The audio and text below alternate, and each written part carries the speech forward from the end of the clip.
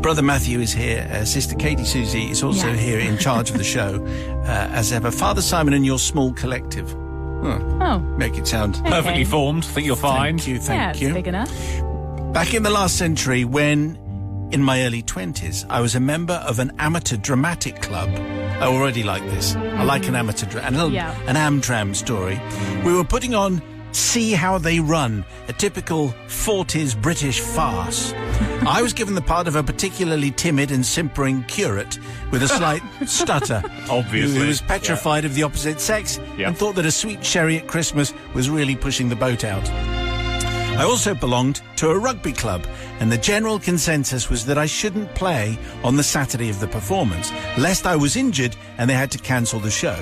In my real persona, I thought that such caution was wholly unnecessary and had argued my case, but submitted in the end to the majority opinion, and very reluctantly to peer pressure. I was, however, very tempted to go and play anyway, as I didn't see how they would ever know, the theatrical types having never shown any inclination to support my local rugby interests.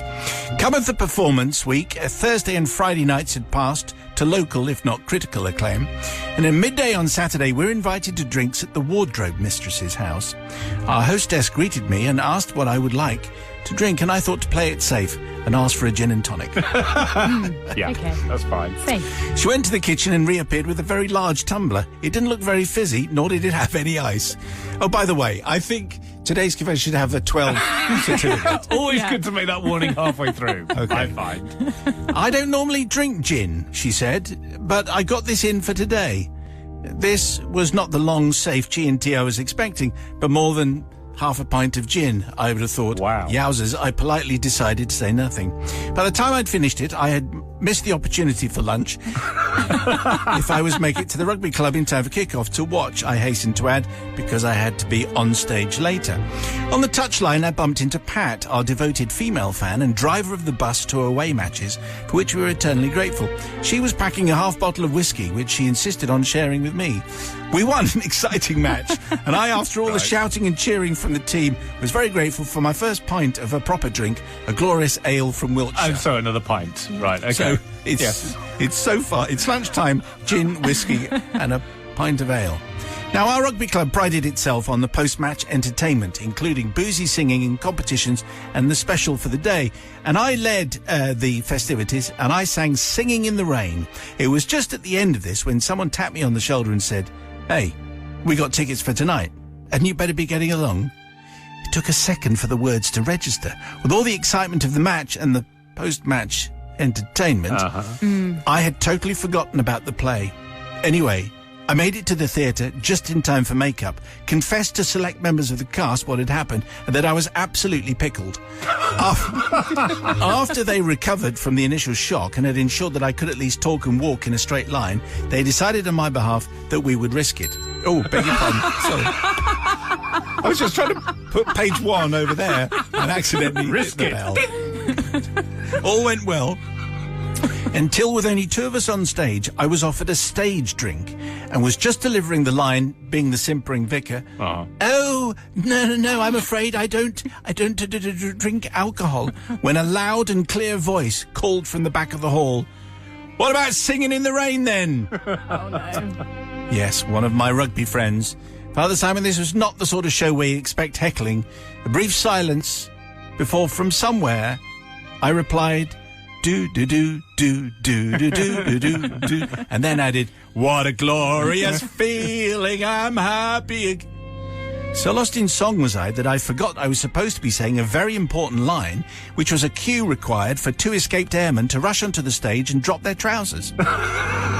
It's a farce. I know. That's what happens. That's the only thing that I remember that happens in farces. And the play couldn't progress until this happened. Eventually, my fellow actor looked mad enough for me to remember what I was supposed to be saying, and normal service was then resumed, mostly because all I had to do was duck and dodge people running around with their trousers down, hiding in a corner. Father Simon, I need to seek forgiveness from the audience, although they seemed to thoroughly enjoy the performance, including my singing, and from my fellow actors, even though... from my fellow actors. Though if they hadn't let me play, it wouldn't have happened, so therefore it's their fault. Also, I need to apologise to all clergy everywhere for perpetuating the unfair stereotype image of a simpering, stammering, effete clergyman. Correct. I also, says Tim, need to ask forgiveness from the wardrobe mistress, but that is the subject of another confession. So, very good. Anyway, there's something about the phrase wardrobe mistress, and I suspected something was going on. Anyway, Sister Katie's who's in charge of the show. Yeah, I think that you absolutely do need to be asking for forgiveness from your fellow actors because you let them down, Tim. And also, how did you forget about the play when that's the reason that you were watching the rugby and not playing? That just doesn't add up for me. I think it was a selfish decision and you're not forgiven. Tumbler of gin, I suspect, might be partly to blame there. By the way, don't drink. Everyone drink responsibly. Just don't Please drink. Please. Or don't drink. Or don't drink. Thanks from another gunner. So, having been forced to sit through quite a number of Amdram performances, frankly, any kind of heckling or someone just doing something different other than the standard Amdram guff would have gone down very well with me. So I'm going to forgive, and not least because of the appearance of the bell midway through that confession, which is a little bit Amdram ourselves, wasn't it? With the accidental chiming, I think. Yes, I think so. So I'm going to forgive. My chiming was a bit off, I think. Great. Reverend. Nice. Yeah. Anyway.